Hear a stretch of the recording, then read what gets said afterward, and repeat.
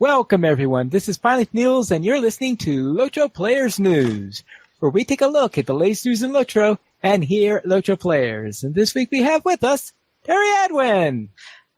Hi. And Sanswinda. Hello. And let's head on straight into the beacon, where it looks like we are. Is this at the Raft Elves? I can't tell because it could also be in Feligoth. You know, they have those giant fish swimming around at Feligoth. Oh yeah, I guess that's another possibility. We did. It looks like an elvish place with some water and lily pads and stuff like that, and of course a fish. So therefore, something up in the Northern Kingdoms area involving It elves. could also be Lothlorien out by where the boats are. I haven't taken a close look at the water out there. But I'm sort of seeing that the tree reflected in the water looks like it might have golden leaves. So I'm wondering if it's Lothlorien.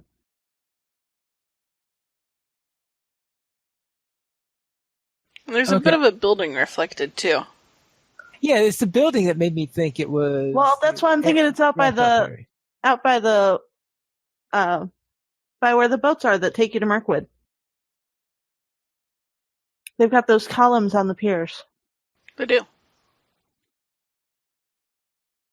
Okay, well, let's head into our community spotlight, where three friends have created a video based on their adventures called Beyond Mordor, a LOTRO story, and you can, of course, watch that at the link provided in the beacon. The Department of Homeland Security just took a Hobbit to Isengard today.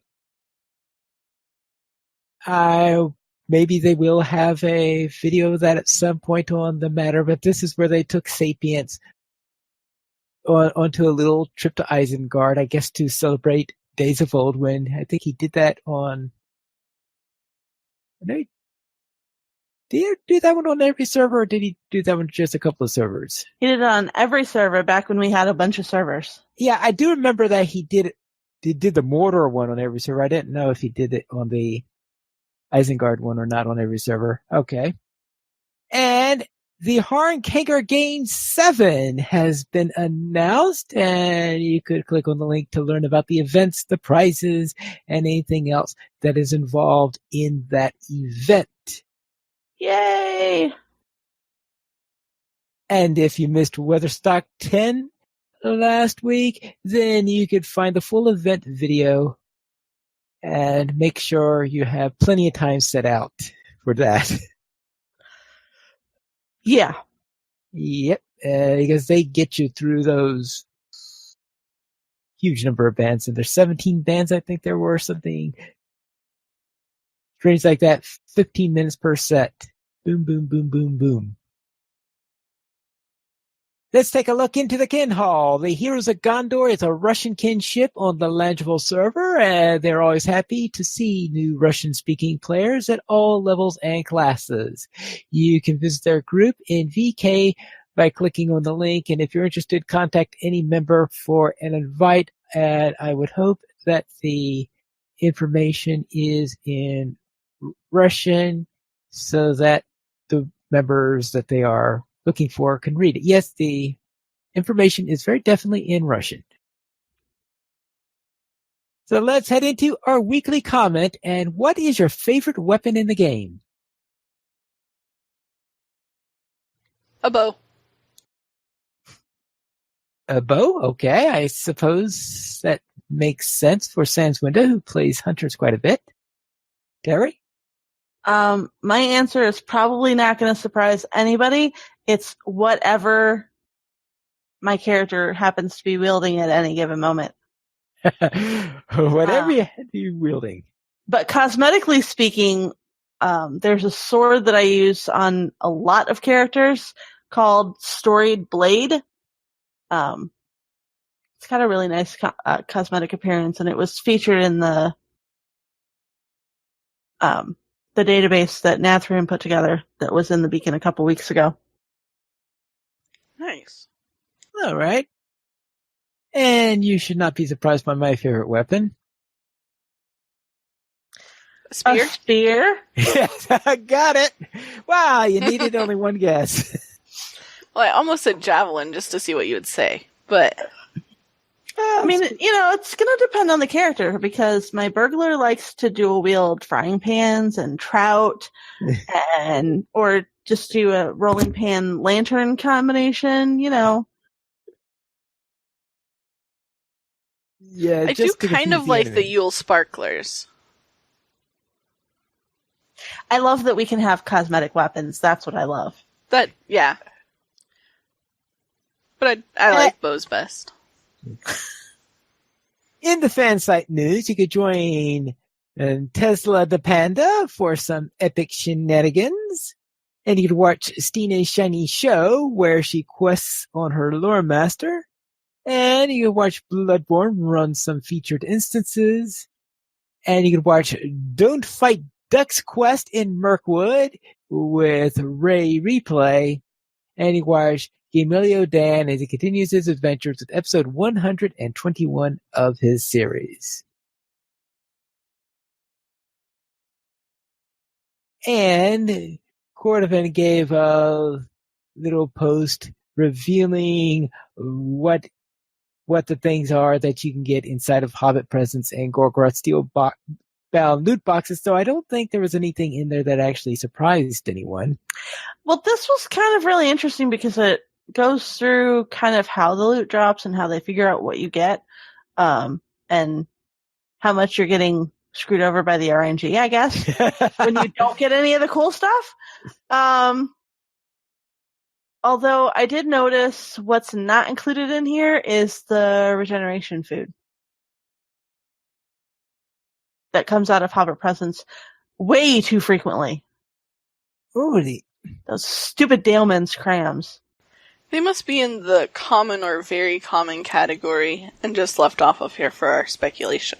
Yeah, they're in the common area because they are in the same category as marks and the lowest level of currency. Also, I'm wondering how Marks ends up being a common present, but even though they say that common presents don't drop out of the gold boxes, and I've had Marks come out of gold boxes. So in marks, actually there are two tiers of marks. So the higher tier one is a rare drop on the silver present and the lowest drop on the gold present, and that gives you twice as many marks as the lower tier marks. Yeah, it's weird. Yeah, so there are two tiers of that. It's sort of like you can almost think of the second tier of it being as if it were silver scraps instead of copper scraps. Maybe they included, in gear based on your level, maybe they include Daleman's crams in that. At the very bottom of that, it says Hobbit Presents also include gear based on your level. No, gear based on your level. They're talking about the Mathams. The Matham. Oh, the Matham box. Hunter armor. Yeah. Yeah. I was just thinking that the Daleman's cram also scale to your level. That's, they do. I don't know, because I destroy them when I get them. They are actually, except for time length, on par with the best food that you can craft in game right now. At 115. They just last half as long. Yeah, there is that. It's kind of sad, but true. And for a while there, they were the best food you can get in the game before they... I know. That was really, really sad. But that's why I still have a bunch of them. I don't have that kind of inventory space.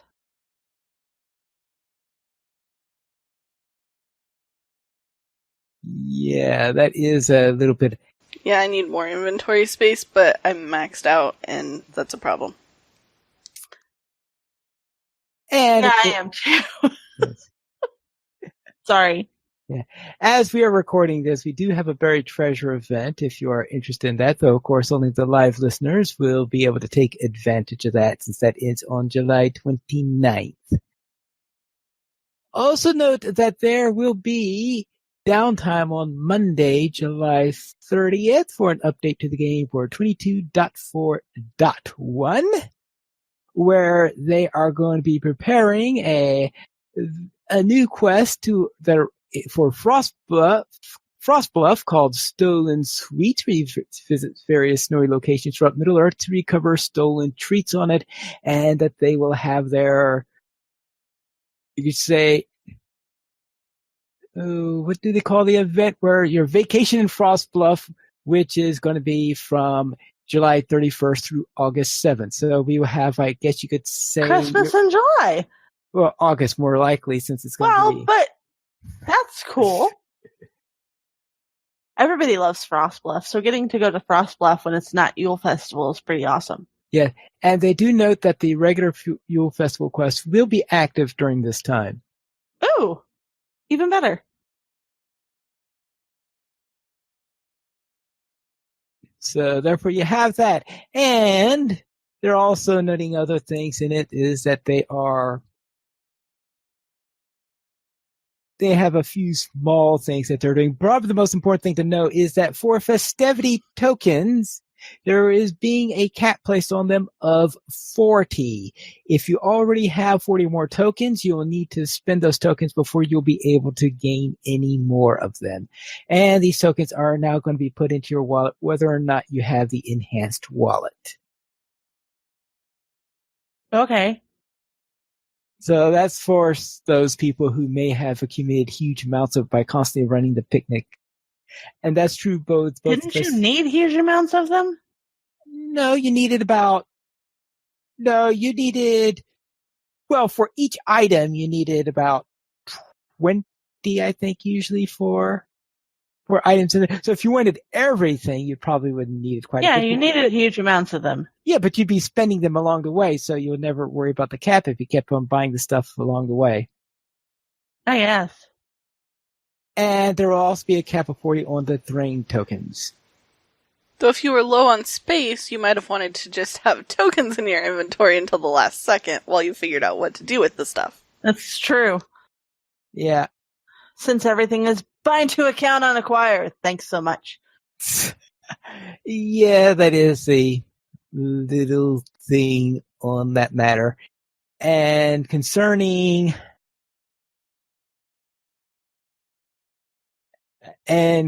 some of the things that they're worried about people sharing stuff and stuff like that as a result of certain people who cause us not to have nice things, meaning gold sellers.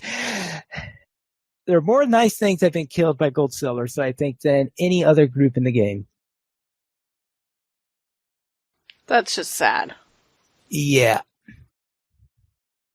And they also, for the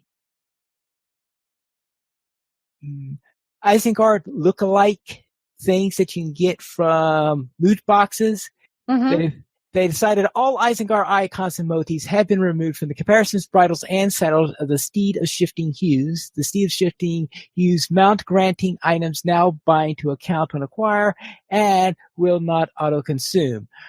Icons of Steed of Shifting Hues have also been updated. And the idea of this is because there are too many complaints of the people who complete the Isengard instances about something that looked too much like the Isengard Steed. So they've decided, all right, fine, we'll remove all the Isengard icons from these. And that's the compromise they eventually came up with on the matter. I can't say I really blame those people for complaining, honestly. Yeah, watching Corey do all those things, I said, and the fact that I've never done all of those instances, a lot of work would have gone into that.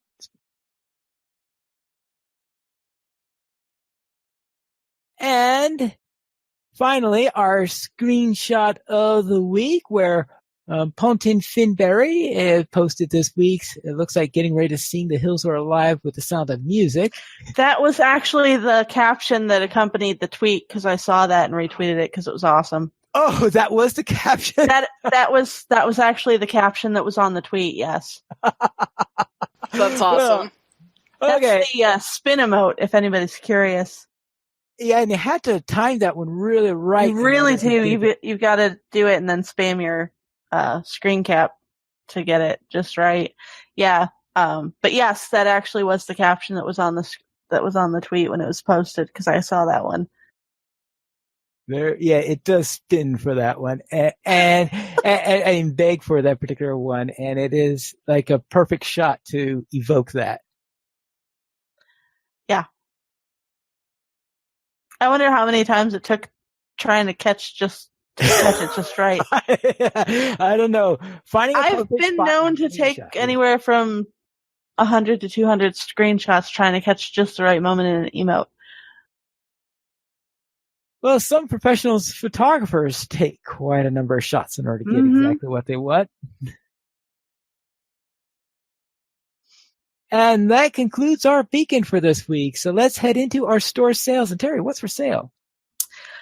Well, we have some good stuff, but before I get to the good stuff, not that the weekly coupon isn't good stuff, but it gets you a Tome of Defense for 90 minutes times 1 with coupon code DEFENSE.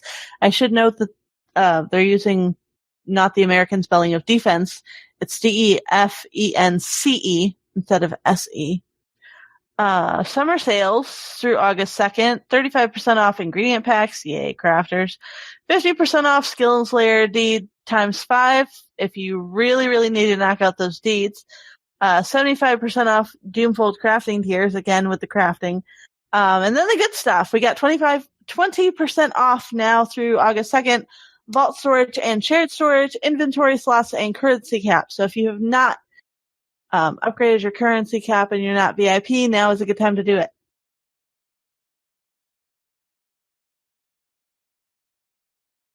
I would say yay more inventory, but I'm already maxed out on my inventory. Yeah, both of my accounts are now maxed out on inventory. I'm kind of sad. It's not true. I'm very sad. I want more inventory space. You want more inventory space, yes. Probably we may have difficulty in getting more of that until we have the 64-bit client, maybe, or something like that, so that we could have fewer issues on resource. The trouble is that with all the resource problems that we have with Gondor and Northern Kingdoms sometimes crashing you, I have a feeling doing things that are going to tax our resources more, I suspect that they are going to avoid for a little while. Well, yeah. I wish there was a place that I could keep all my crafting mats separate from everything else, and that would totally solve the inventory problem right now. But, yes, crafting mats. That's how in DDO they have a separate crafting vault, and I believe that just I think works as regular crafting. I was almost thinking mixing that up with ESOs, where if it's in your crafting vault, it would it could still be crafted with it. But no, that's not. I don't think that's true in DDO. Now I think of it. Never mind on that. But something like what they do in ESO and having anything that's in your vault combine what you have in DDO, a separate crafting vault, with ESO's ability to craft using ingredients that are in that vault, then you've got something that could really save a lot of people space in their inventories. Yes, no kidding, because then you wouldn't need to physically have it in your inventory in order to use it in crafting. Especially for my cook. Oh man, her inventory is so full of all the things from all the tiers because everything needs everything else. Oh, yes. And then you're trying to figure out what it needs and where it is and where did I put that thing. Right, and can I make space for it without getting rid of something essential, or am I going to really regret it if I lose some of this butter? Yeah. I understand completely. I've run into that a few times myself. My wardens tend to have some challenges, let's say, with inventory. Then let's head into our site news, where we will head into Poems of the Pine. The Tower of Webs. Oh. We sped to a land of spiders and bugs, where Otley sought to sweep them away. There we headed to a tower terrorized by spiders, to seek some orders of Ugakor of the pit. The tower's old garrison was torn asunder as they fought for trinkets found on prisoners. A second force now fills the halls, who fight spiders that spilled into the keep.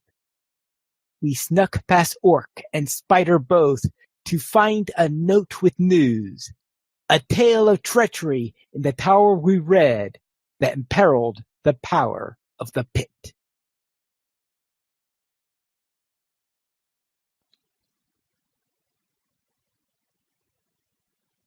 Yes, and fans are saying, can I uncover my ears now?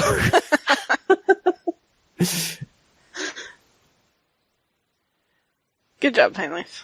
All right. Does anyone have a new player question before we head on to our week in LOTRO? Oh, man.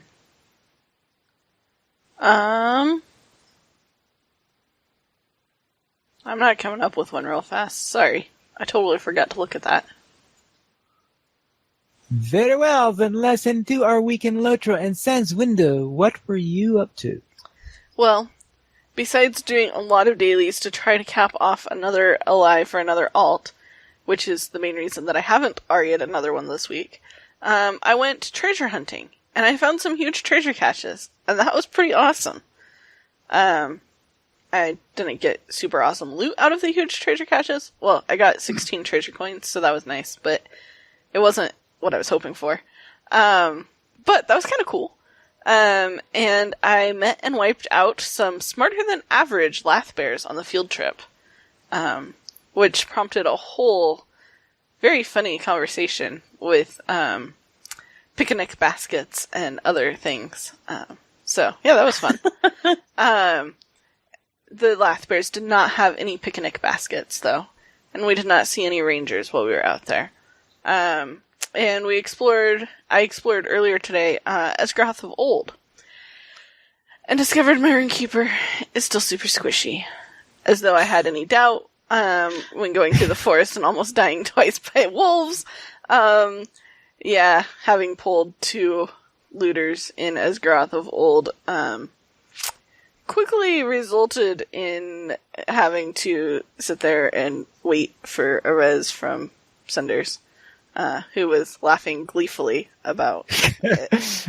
But yeah, that was my week. How was your week, Terry? Well, Terry Edwin set fire to a lake. Well, we were out at Esgaroth of Old, and they wanted us to set fire to some things, and all of that stuff is in water. But somehow we managed to set it ablaze, so we're really awesome. And then she played messenger pigeon for a dwarf king because they still haven't figured out how to just send birds because travel's faster than horses. But at least we didn't have to pick up all the stuff he told us to first. We didn't have to pick dwarf sense of humor. I don't know. We should have had more of their ale first. Terry might almost have felt better about picking up stuff because that uses champion strength as opposed to running around and just talking to people. Because talking never seems to fix things. Well, good point. Actually, Xing Xing attempted to explain why certain things happen in Volume 2 to an elf. This will totally not come back to bite him later. Right. Yeah, I fully expect that said elf will blame him later for stuff that is totally not his fault, and he's already told her it's not his fault. But she's going to blame him anyway. I just know that this is going to happen. Also, killed a spider in the Foundations of Stone for the Champion Class quest, which Sans was super thrilled about. Oh, man. Ugh. Possibly one of the nastiest looking spiders in LOTRO because it basically looks like a fairly realistic spider. Giant really oversized. It was less oversized than pretty much every other spider in Moria, mind you. But definitely oversized as opposed to like actual spiders. And then my least thrilling highlight is that other champion has completed the Doomfold tier of crafting for farming and cooking, and then he sent food to friends. So I made stacks and stacks and stacks and stacks and stacks of the 115 cooked food. I haven't gotten to trail food yet. That's on the agenda, but not today. Stacks and stacks. So I sent some to Terry, and I sent some to Sans, and I sent some to Glordriel. And then I sent some to Pineleaf. I sent it to Terry, who could then send it to Pineleaf, because I wasn't sure if Pineleaf would recognize other champions' name in the mail. I didn't want it to come up as looking suspicious from a name he didn't recognize. And speaking of Pineleaf, how was your week, Pineleaf? All right, we'll begin with my Crick Hollow burglar, who made it into Moria after having trouble penetrating the height of this big beast, and we went in and managed to score it and get inside, and so now I'm inside Moria. Then also on Crick Hollow, my warden completed the Lay of Rust and Rime, so I finally know the rest of that story, and hopefully it won't be too long before Terry and Sans will be able to do it. We are going through it on our Thursday group, so hopefully couple chapters at a time. So we've got a couple chapters at a time. Yeah, a few more weeks that are going in there. We hit half time in that group, so that probably means, well, yeah, so that'll probably be 4 or 5 more weeks before we have all that finished up. Then my Gladden lore master listened to the story of a black marble, of a giant black marble. Oh, your kingdom is collapsing, and what do you take on the ship? Is this great big huge rock. Why? Yeah. Well, as I say, one of the things about LOTRO is that the legend behind the Stone of Erech is so big they could not make it the size that Tolkien intended. They had to make it bigger than that. So of course, I think it was more reasonable to be on the ship. I don't know, because even if the thing was Palantir sized, those Palantirs, those big giant globes, but I'm thinking it was probably bigger than Palantir sized, and still it just seems like a remarkably impractical thing to take with you on a boat trip. Yeah. Okay. Like your house is falling down and you can only take one thing. Why do you get this big black stone that doesn't actually do anything? Yeah, let's take this. It doesn't make sense. Yeah. What did you bring? I brought a rock. Oh, you mean like what? Another one of the seeing stones? No, just a rock, just a big black rock. Doesn't actually do anything. Why? Because I wanted it.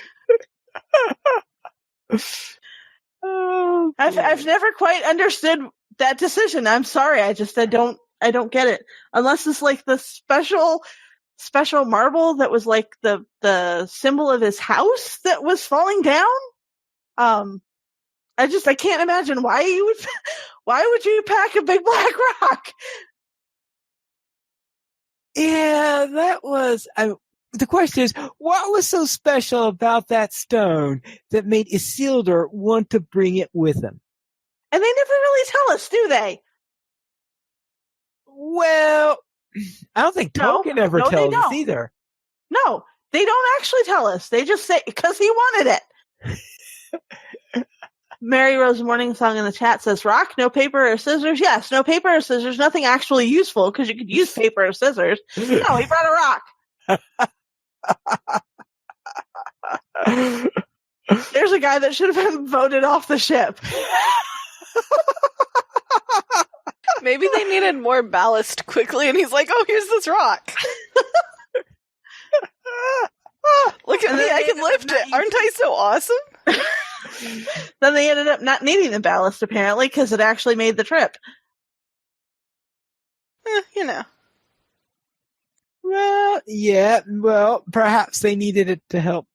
They needed for ballast to help stabilize the ship because it was riding too high in the. Though you would think that any group like that would have enough cargo on board that they needed to rescue that that wouldn't have been a problem. Maybe they had a problem at the docks, and the ship had been tied off to the rock. They couldn't get it untied fast enough, so they just built the rock with them.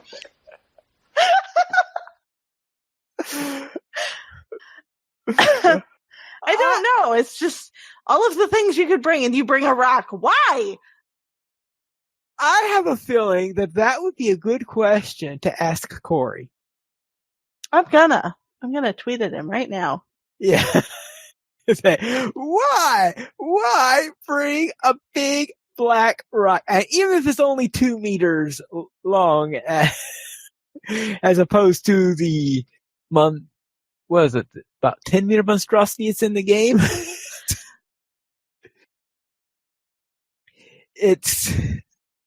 You would think that, yeah, it does seem like a strange thing to bring along with you.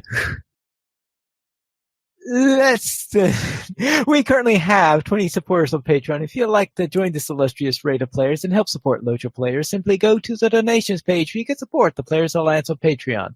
There you'll find rewards, including a mention on the podcast of your choice, or even be a guest with us for an episode of LOTRO Players News. And Lonnie has left a comment on last week's episode, and Terry, what did they say? Sure, pick me because I'm in the middle of typing a tweet. Okay, Sans. Okay, sorry. Yeah. I'll be happy to read it. Okay. All right. He says, "Hi, I have been listening to this podcast since day one. It is still my favorite LOTRO podcast out here. Yeah, I know there are not many of them out there anymore, but regardless. I feel I have to add something more to the new player question and last player news. And again, I know Terry and Hein are not up on this sort of thing, and that is okay. If Sans Window were here, which I am now, I think she would have voiced these thoughts also. Crafting guilds. Oh yes, they are a pain in the elf to get to the top tier, but there are some benefits that you did not tell people about, and to senders who asked the question. Once you are gilded in a crafting profession, you are now able to make gilded-only recipes. Not a big deal. Nothing really special. What you do?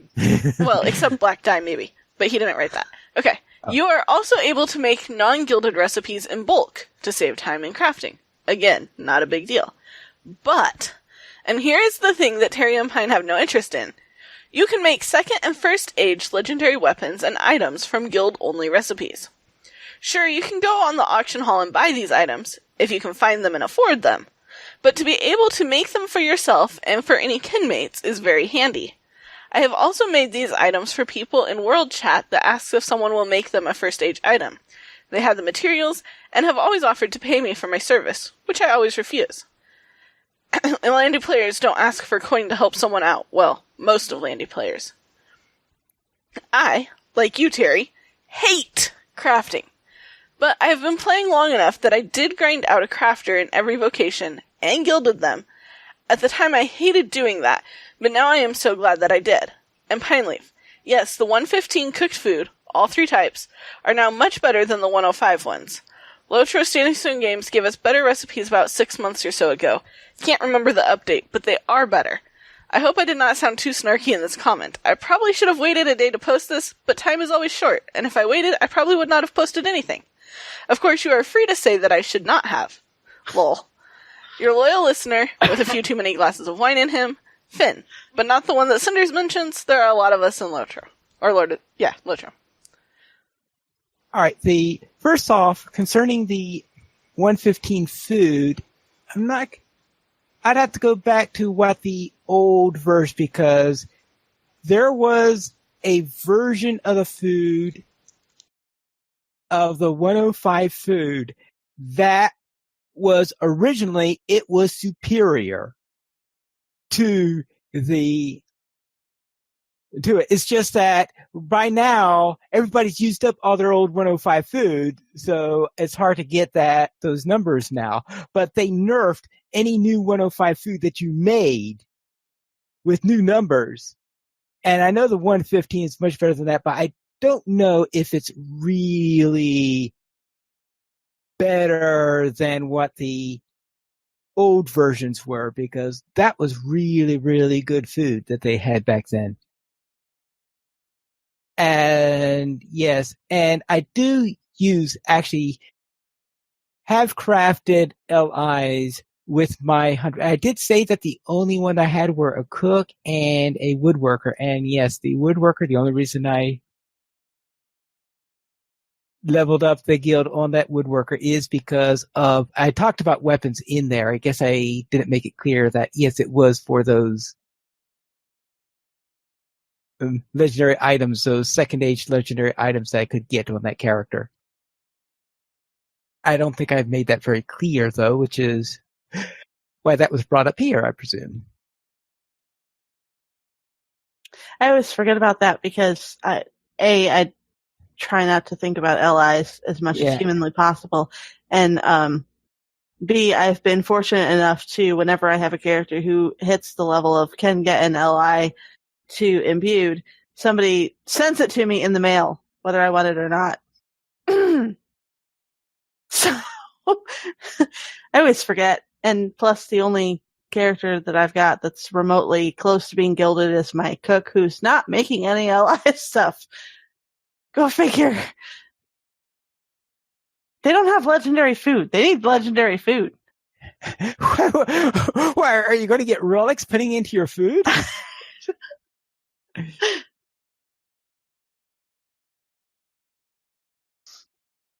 Legendary food. What you have to do in order to... Instead of being consumable, it's an item that has a cooldown on it. And it just sits there, and you can reuse it. Same thing over and over. Kind of like those tomes that you get in Dunland that give you like little boosts, and they last for however long, and then they cool down for however long. Like they last for an hour, and it takes them 2 hours to cool down, that sort of thing.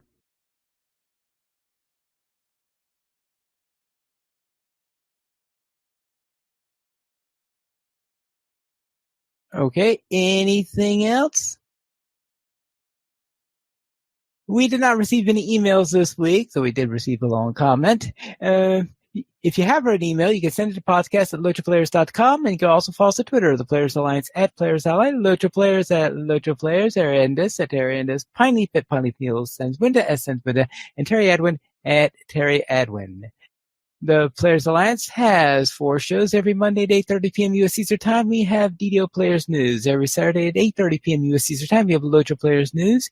Every other Thursday at 9:30 p.m. U.S. Eastern Time, we have XP Quest. And on the first Thursday of each month at 9:30 p.m. U.S. Eastern Time, we have Chromatic Bits. And you can join us for our live shows at LOTROPlayers.com/live. And that's all for tonight. And this is Pineleaf Niels reminding you to skirmish responsibly.